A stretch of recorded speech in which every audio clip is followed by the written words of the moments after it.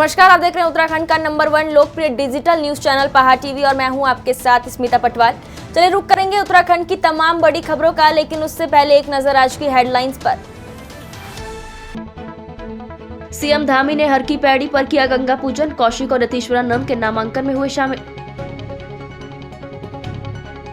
हरीश रावत को रामनगर से टिकट मिलने पर रणजीत रावत नाराज, लेंगे बड़ा फैसला। जाति प्रमाण पत्र के बवाल पर रोई सरिता आर्य, बोली पूरी दुनिया में मेरा बखेड़ा किया जा रहा है। गणतंत्र दिवस पर एडीजी अभिनव कुमार समेत 6 अधिकारी राष्ट्रपति पुलिस पदक से होंगे सम्मानित। हरिद्वार कोतवाली के पास से एटीएम तोड़कर चोरी की कोशिश, सोती रही पुलिस। उत्तराखंड के मुख्यमंत्री पुष्कर सिंह धामी आज हरिद्वार पहुंचे, जहां उन्होंने हर की पैड़ी ब्रह्मकुंड में प्रदेश अध्यक्ष मदन कौशिक के साथ पूजा अर्चना की और गंगा मां से आशीर्वाद मांगा कि इस बार 60 पार का नारा पूरा हो सके। आपको बता दें कि आज भाजपा प्रदेश अध्यक्ष मदन कौशिक ने अपना नामांकन किया है। उनके साथ में रानीपुर विधायक आदेश चौहान और ज्वालापुर विधायक सुरेश राठौड़ ने भी आज नामांकन किया। अभी हमने सबसे पहले मां गंगा का आशीर्वाद लिया है। आज हमारे पार्टी के प्रदेश अध्यक्ष मदन कौशिक जी का नामांकन होना है। यहाँ पर हमारे कैबिनेट मंत्री स्वामी नीतीश्वरानंद जी का नामांकन होना है। हमारे इस रानीपुर क्षेत्र के लोकप्रिय विधायक आदेश चौहान जी का और हमारे ज्वालापुर क्षेत्र के सुरेश राठौड़ जी का, सभी का नामांकन हो रहा है। और हम आश्वस्त हैं पूरी तरह से। पिछली बार से बड़ी जीत हमारी होने जा रही है। इस बार उत्तराखंड की जनता कामों और कारनामों के बीच का चुनाव है और हमने पिछले 5 सालों में काम किए हैं। माननीय प्रधानमंत्री जी के नेतृत्व में 1.5 लाख करोड़ से भी ज़्यादा की योजनाओं की यहाँ स्वीकृति हुई है। हर क्षेत्र में काम हुआ है। हम इन कामों को लेकर जा रहे हैं। उत्तराखंड की जनता जो हमने अब की बार नारा दिया है, अब की बार 60 पार, उसको निश्चित रूप से उनके आशीर्वाद से हम पूरा करेंगे और हम अपनी जीत के प्रति पूर्णतः आश्वस्त हैं। कांग्रेस ने एक नारा दिया है, कहीं ना कहीं जिस तरह से हरीश रावत जी ग्रामीण छोड़ के पहुँच गया रामनगर। पिछली बार यहाँ से लड़े थे, इस बार वहाँ चले गए हैं, फिर अगली बार कहीं और खोजेंगे। और जहाँ तक 3 तिगाड़ा की बात है, ये उन्हीं के यहाँ फिट बैठता है। देखिए, हमारे यहाँ तो कोई इस प्रकार का बिगाड़ा कहीं हुआ नहीं है। हमने तो लगातार काम किया है। उनके यहाँ एक सोनिया जी के यहाँ है, कुछ राहुल जी के यहाँ है, कुछ प्रियंका जी के यहाँ है और प्रदेश में भी उनके यहाँ कहीं प्रीतम सिंह जी का है, कहीं गणेश गोदियाल जी का है, कहीं हरीश रावत जी का है। तो हर जगह 3 तिगाड़ा काम बिगाड़ा ये उन्हीं के ऊपर फिट बैठ रहा है और आप ही देख ही रहे होंगे सब चीज़ों को। क्या देख रहे हैं? 60? हाँ, निश्चित रूप से। देखिए, जब शुरू में सर्वेक्षण आ रहे थे, लोग आ रहे थे, तब लोग कहते थे कि भाजपा की 15 सीटें आएंगी, फिर 1 महीने बाद कहने लगे 25 सीटें आएंगी, अगले महीने। उत्तराखंड में विधानसभा चुनाव के लिए कांग्रेस ने 64 उम्मीदवारों की लिस्ट जारी कर दी है। प्रत्याशियों की सूची बाहर आते ही तमाम सीटों पर बगावत के सुर भी उठने लगे हैं। रामनगर विधानसभा से पूर्व मुख्यमंत्री हरीश रावत का टिकट फाइनल होने के बाद कांग्रेस के सैकड़ों कार्यकर्ताओं ने कांग्रेस के प्रदेश कार्यकारी अध्यक्ष और रामनगर से उम्मीदवारी कर रहे रणजीत सिंह रावत के निवास पर कूच करना शुरू कर दिया था। वहीं प्रदेश कार्यकारी अध्यक्ष रणजीत सिंह रावत ने बताया कि कांग्रेस हाईकमान ने किन परिस्थितियों में यह निर्णय लिया है, ये सोच से परे है। मैं भी हतप्रद हूँ कि और ये रामनगर में नहीं, कई सीटों पे देखने को मिल रहा है कि जो लोग जमे जमाए थे, जो अपने क्षेत्रों में लोगों का सुख दुख देख रहे थे, पार्टी की रीति नीतियों को लोगों तक पहुंचा रहे थे, जन समर्थन जिनको ज़्यादा मिल रहा था, उन सबको जो है इधर से उधर किया गया है। पता नहीं कौन सा नया अभिनव प्रयोग पार्टी ने किस सलाहकार के कहने पर किया, ये समझ से परे है। इसमें पार्टी वालों से बात करेंगे। जहाँ तक रही अगले निर्णय की बात, तो मैं ये कहना चाहूँगा, राजनीतिक सामाजिक जीवन में अकेले का कोई निर्णय नहीं होता है। जो हमारे साथी सहयोगी हैं, जिन्होंने रामनगर के सुख दुख में हमारे साथ लोगों को मदद पहुंचाने का काम किया है, कोरोना की फर्स्ट वेव हो, सेकंड वेव हो, या जो बाढ़ आई थी, आपदा आई थी अतिवृष्टि की, वो हो, या दूसरे मामले हों जिसमें लोगों को घरों को तोड़ा जा रहा था या उजाड़ा जा रहा था वनग्रामों से, वो हों, उन सब में जिन लोगों ने सहयोग किया है, तो उन सब की बहुमत से जो निर्णय होगा उसके अनुसार कार्रवाई करेंगे। देखिए, समय तो ज़्यादा नहीं है, जो भी निर्णय लेना होगा आज में ही लेंगे, आज रात तक हो जाएगा। देखिए, मुझे पहले पार्टी ने ही कहा था कि सल्ट से तुम जो है रामनगर जा कर के लड़ो, और जिन लोगों ने कहा पार्टी के सर्वा के तौर पे आज वो खुद रामनगर आ रहे हैं, अब कह रहे हैं तुम सल्ट जाओ। तो मैं यही मेरा प्रश्न है पार्टी से कि जो व्यक्ति जहाँ पे सर्विस दे रहा है, सेवा कर रहा है, अगर उसको नहीं लड़ाना है तो फिर पार्टी का स्ट्रक्चर खड़ा कैसे होगा, पार्टी सफल कैसे होगी? आप जमे जमाए पौधे को उखाड़ दोगे और नए पौधे को लगाओगे, फिर उसको वो 2-4 साल में 5 साल में जड़ पकड़ेगा, फिर उसको उखाड़ दो के नया पौधा लगा दोगे तो फल तो कभी मिलेगा ही नहीं। विधानसभा चुनावों में कांग्रेस पार्टी द्वारा टिकट वितरण के बाद अब पार्टी में बगावत थमने का नाम नहीं ले रही है। कर्णप्रयाग विधानसभा से पूर्व राज्य मंत्री सुरेश कुमार बिष्ट को टिकट न मिल पाने पर उन्होंने कांग्रेस पार्टी से इस्तीफा दे दिया है। उनके साथ गैरसैंण ब्लॉक और नगर कांग्रेस कमेटी में और कई कार्यकर्ताओं ने भी पार्टी से इस्तीफा दे दिया है। उनका कहना है कि वो पिछले 35 वर्षों से पार्टी की सेवा कर रहे हैं और पिछले कुछ समय से पार्टी के लिए टिकट की मांग करते आ रहे थे, लेकिन इस बार समीकरण उनके पक्ष में होते हुए भी पार्टी ने उनको दरकिनार कर दिया। मैं पिछले 35 वर्षों से अपने पूरे क्षेत्र की जन सेवा में लगा हूं और निश्चित रूप से मैंने क्षेत्र के विकास में बहुत पहल की है और कोशिश की है कि क्षेत्र के लोगों की समस्याएं सॉल्व हों। इस वक्त मुझे आशा थी कि मुझे टिकट मिलेगा, लेकिन टिकट नहीं मिला और लोगों के भारी दबाव के कारण सारी जनता के कहने के अनुसार मैं आज इस क्षेत्र की जनता की सेवा करने के लिए, क्षेत्र की जनता के विकास के लिए चुनाव लड़ रहा हूं और मुझे आशा है कि मुझे गौचर, कर्णप्रयाग, आदिबद्री, गैरसैंण सभी क्षेत्रों के सभी लोगों का, सभी पार्टियों के लोगों का मुझे समर्थन मिलेगा और मैं पुनः आपकी सेवा में आ पाऊँ। देखिए, आज इतने सालों के बाद हमारे बड़े भाई सुरेश कुमार जी ने तन मन धन से हमेशा कांग्रेस का साथ दिया। इससे पूर्व भी वो विधानसभा का चुनाव लड़ना चाह रहे थे, लेकिन उन्हें टिकट नहीं दिया गया।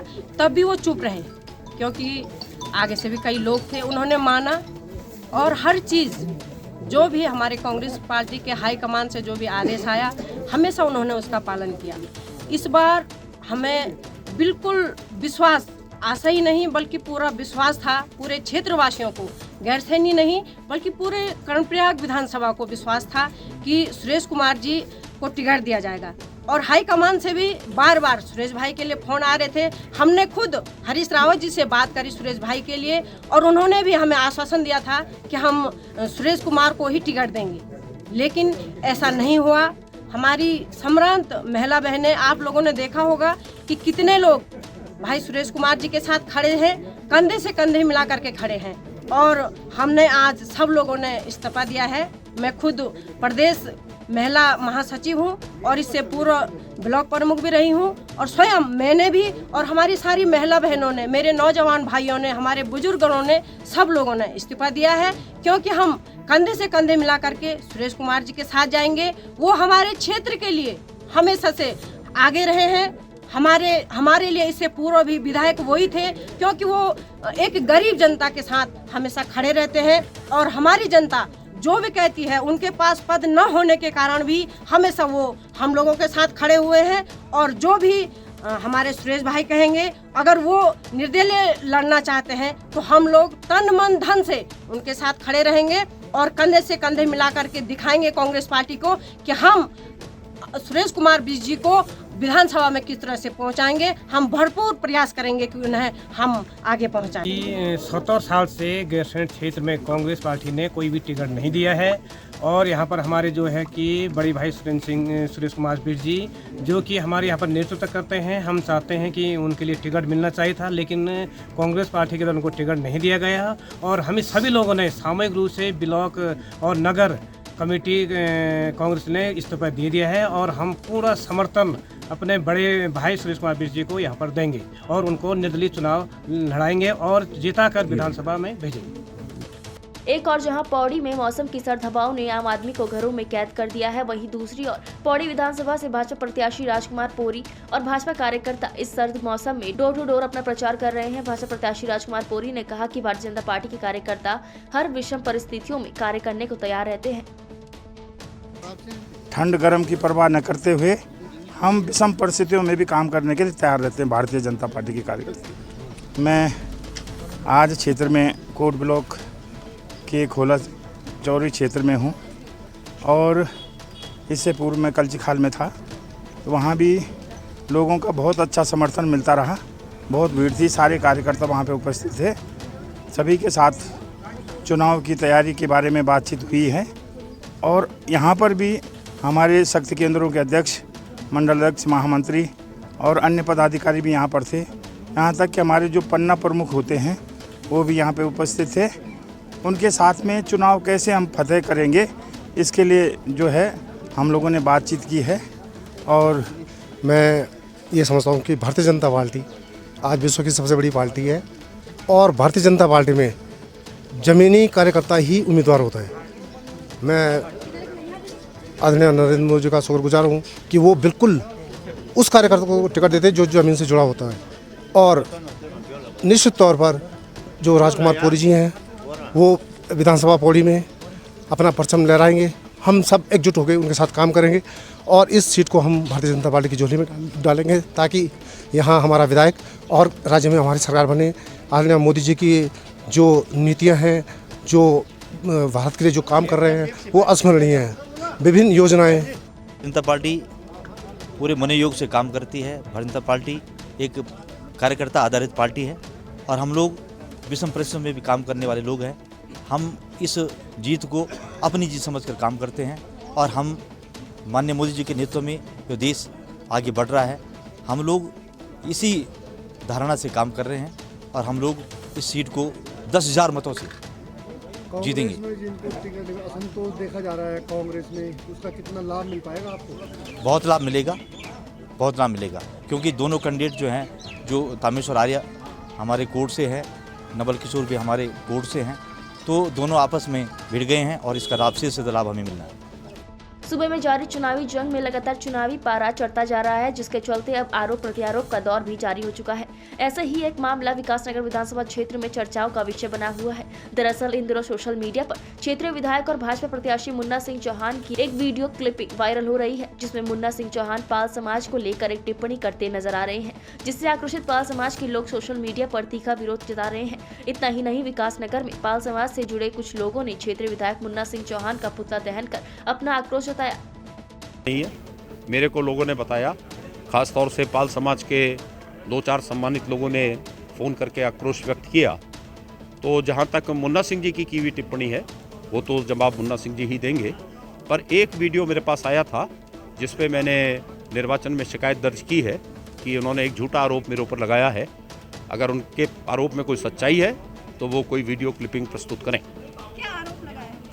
मैं उस आरोप को इसलिए नहीं दोहराना चाहता कि किसी भी संप्रदाय विशेष पे टिप्पणी करके सांप्रदायिक सौहार्द को बिगाड़ा नहीं जाना चाहिए। कहा है कि विपक्ष की साजिश है, बार-बार बयान ये वो जाने विपक्ष की साजिश है कि नहीं है।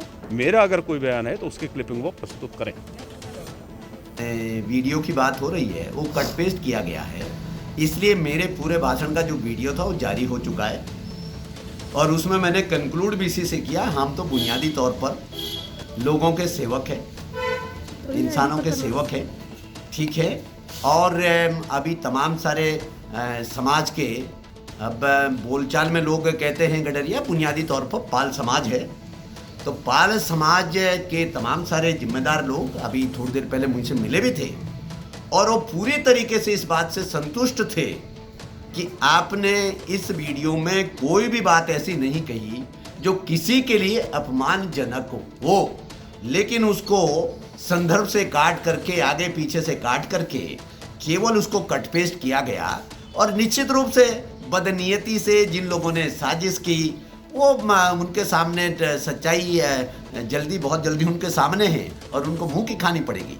देखिए, पाल समाज बहुत ही स्वाभिमानी, बहुत ही मेहनतकश और जहाँ तक भैया पशुपालन का पेशा का सवाल है तो मैं खुद एक किसान परिवार से ताल्लुक़ रखता हूँ।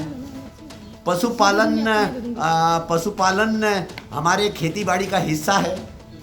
आज भी मेरे परिवार में और हमारे गांव के समाज में परिवारों में कोई ना कोई व्यक्ति भेड़ बकरी चराने और पशुपालन का काम करते हैं। तो हम इस काम करने में हम तो गौरव महसूस करते हैं, सम्मानित महसूस करते हैं। तो यदि पेशे के रूप में पाल समाज में भी काफ़ी लोग उस पेशे को करते हैं तो ये तो गौरव की बात है। खेती बाड़ी, पशुपालन, दुग्ध उत्पादन, चरान चुगान, ये तो सम्मान की बात है। तो चौहान जी, अब उन लोगों का कहना है कि कहीं ना कहीं आपका बहिष्कार किया जाएगा, तो अगला स्टेप आपका कैसा रहेगा? कैसे आप उन्हें समझाएंगे या क्या बात? ये तो आप कह रहे हैं, ये तो आप कह रहे हैं मुझसे उन्होंने ऐसा कुछ नहीं कहा। अब पुतला दहन के टाइम पता मुझसे तो मिल करके देखिए, जो राजनीति से प्रेरित लोग वो क्या कहते हैं उसमें मुझे बहुत ज़्यादा सोचने विचारने की आवश्यकता नहीं है। लेकिन जो व्यापक समाज है, वो व्यापक समाज मेरे व्यवहार को आज से थोड़ा ना जानते, वो मेरे व्यवहार को 30-32 साल से जानते हैं। मैं 33 साल से यहाँ पे चुनावी राजनीति कर रहा हूँ इस क्षेत्र में, और एक दिन घड़ियाली आंसू बहाने से कुछ नहीं होता। पाल समाज के लोग मेरे व्यवहार को, उनके साथ किस तरीके से मेरा उठना बैठना रहता है, उस समाज को मैं कितना आदर सम्मान देता हूँ, उनके बुजुर्गों को, और उसका नतीजा भी है कि बड़े पैमाने पर मेरे साथी, मेरे मित्र पाल समाज से आते हैं।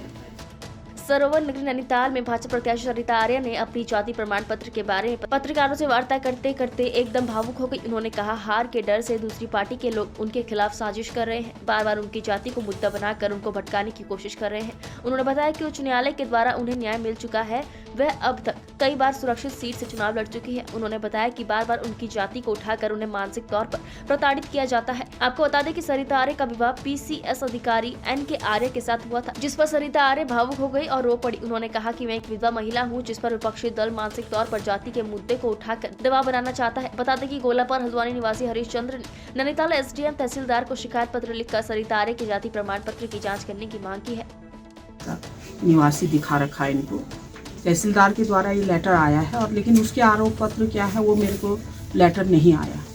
तो मैंने आज अपना वहाँ पे प्रार्थना पत्र दिया है कि इस आदमी के क्या आरोप थे वो मुझे आप लेटर दीजिए, उसके अनुसार मैं आपको अपना जवाब दूंगी। मैंने उनसे समय मांगा है, और बार बार देखिए आज ये मेरा 5वां चुनाव है। मैं 2003 में नगर पालिका अध्यक्ष लड़ी, 2009 में मैं जिला पंचायत लड़ी, और 2012 में मैंने नगर पालिका के बाद मैंने विधायक लड़ा 2012 में, फिर 2017 में मैंने लड़ा, और आज 2022 आ गया है। 2022 में भी भारतीय जनता पार्टी ने मुझे यहाँ पे अपना प्रत्याशी घोषित किया है। तो दूसरी पार्टी को लग रहा है कि हम हार रहे हैं, तो इसलिए इनको उलझा दिया जाए। आज मेरी कास्ट को उन्होंने चैलेंज कर दिया, जबकि माननीय उच्च न्यायालय ने मुझे इसमें प्री दी है, और मैं माननीय उच्च न्यायालय की भी इसमें अवहेलना हो रही है।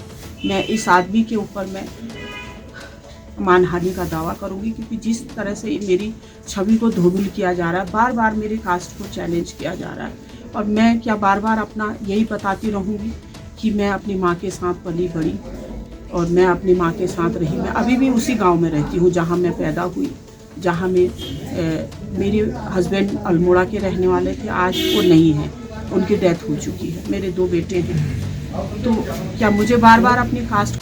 जहां भाजपा और कांग्रेस अभी तक अपने प्रत्याशी की घोषणा भी नहीं कर पाई, तो वहीं आम आदमी पार्टी के प्रत्याशी राजू मौर्य ने नामांकन पत्र भी जमा कर दिया है। नामांकन पत्र जमा करने के दौरान आम आदमी पार्टी के प्रत्याशी राजू मौर्य ने भाजपा और कांग्रेस पर तीखे प्रहार करते हुए कहा कि 2017 विधानसभा चुनाव में भारतीय जनता पार्टी से त्रिवेंद्र सिंह रावत और कांग्रेस से हीरा सिंह बिष्ट को मैदान में उतारा था, जिसमें भाजपा से त्रिवेंद्र सिंह रावत ने भारी मतों से जीत दर्ज की थी। लेकिन डोईवाला में विकास न होने की वजह से दोनों ही राष्ट्रीय दलों के नेता डोईवाला सीट छोड़कर चलते बने। दोनों ही राष्ट्रीय दलों का आलम यह है कि डोईवाला विधानसभा के लिए अभी तक इन दलों ने अपने प्रत्याशी की घोषणा तक नहीं की। इससे कार्यकर्ता तो मायूस है ही, साथ ही आमजन भी भाजपा कांग्रेस पर उंगली उठाने पर लगा है।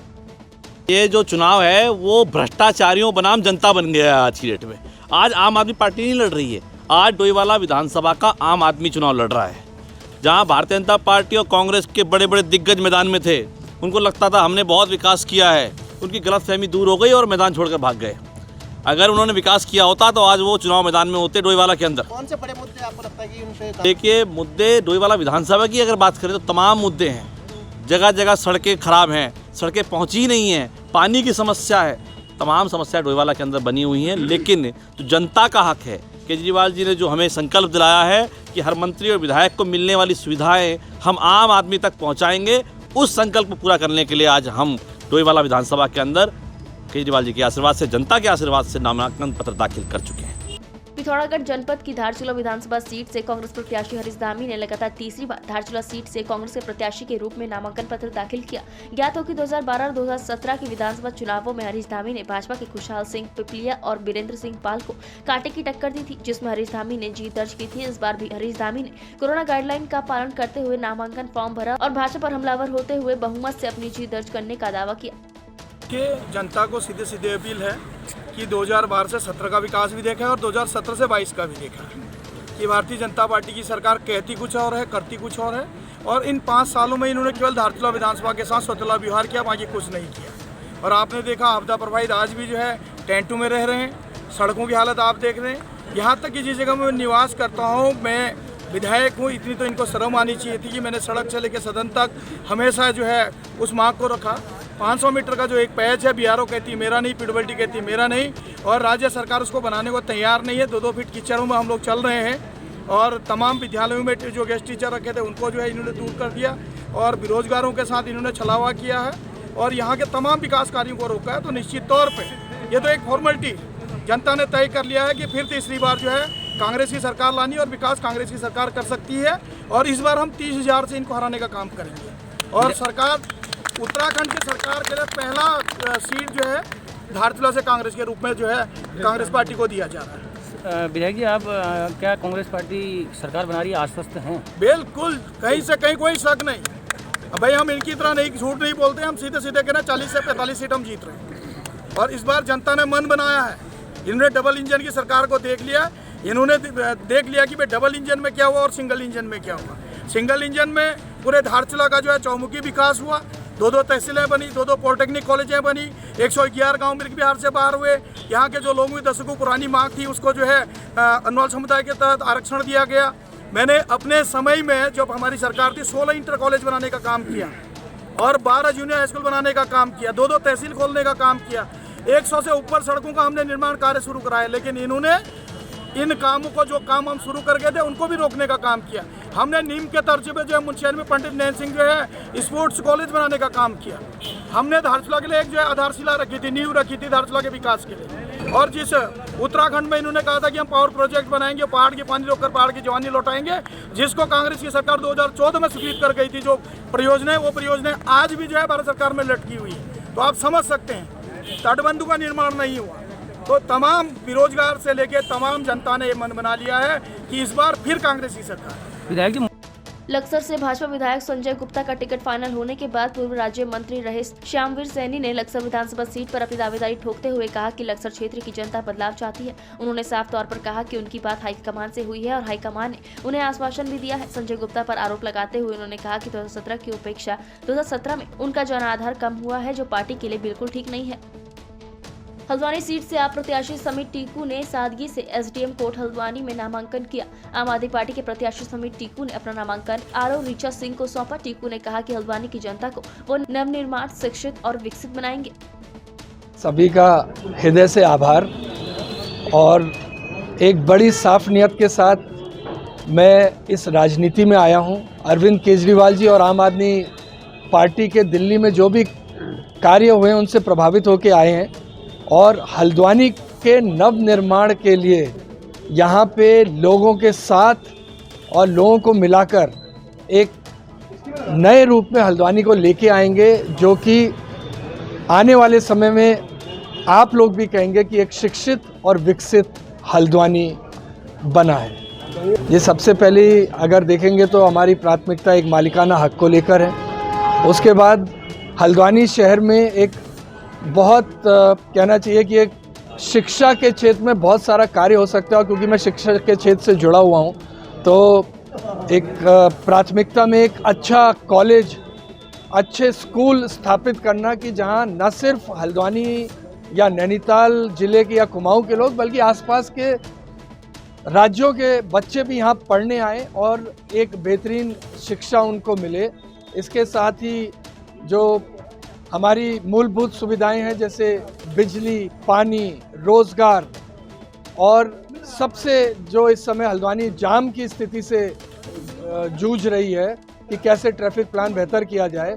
और एक जिस तरह जो हमारे जो युवा हैं आज नशे की गिरफ्त में आ चुके हैं, तो हम सब लोग मिलकर एक कैंपेन चलाएंगे, इस तरह से लोगों को संगठित करेंगे, एकत्रित करेंगे कि आने वाले हमारा जो हल्द्वानी है और हल्द्वानी के युवा हैं वो एक आभा मंडल में सितारा बनकर चमके। दोराहाट विधानसभा से कांग्रेस के विधायक प्रत्याशी मदन बिष्ट ने अपना नामांकन कराया। मदन बिष्ट ने कहा कि कांग्रेस पार्टी हमेशा विकास की पार्टी रही है और विकास पर राजनीति करती है। वहीं उनकी पत्नी जिला पंचायत अध्यक्ष उमा बिष्ट ने कहा कि हम पूरी जनता को साथ लेकर विकास के कार्य करते आ रहे हैं और विधायक बनने के बाद और ज्यादा विकास कार्य होंगे।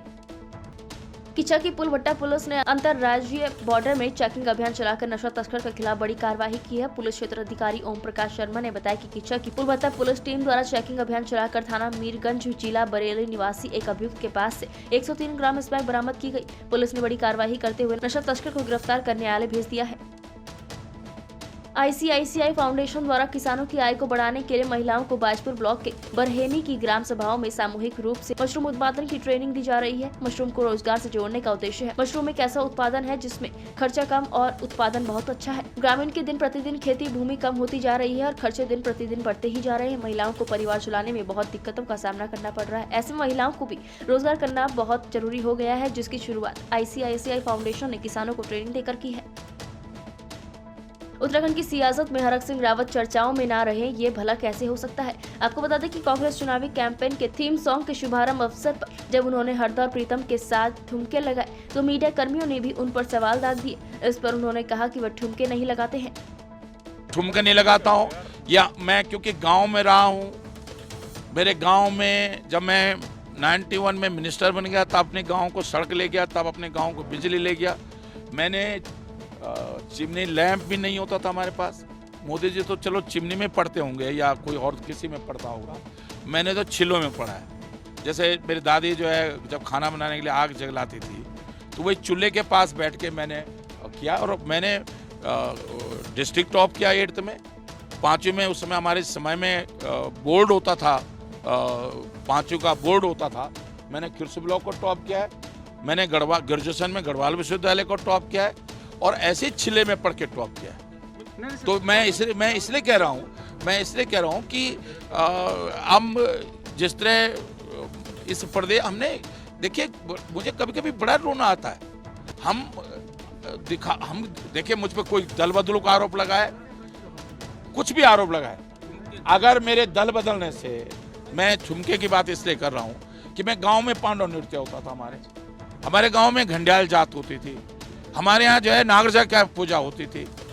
तो एक बट नेचुरल है कि वो हमारे कल्चर में, वो हमारे शरीर के अंदर, हमारी परंपराएं, रीति रिवाज हमारे रग रग में है। और उत्तराखंड की तमाम बड़ी खबरों में फिलहाल इतना ही। बाकी खबरों के लिए बने रहिए पहाड़ टीवी के साथ। नमस्कार।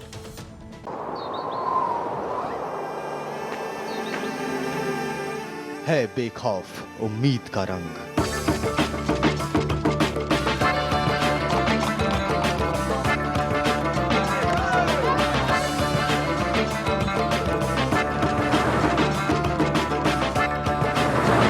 है आस्था भी।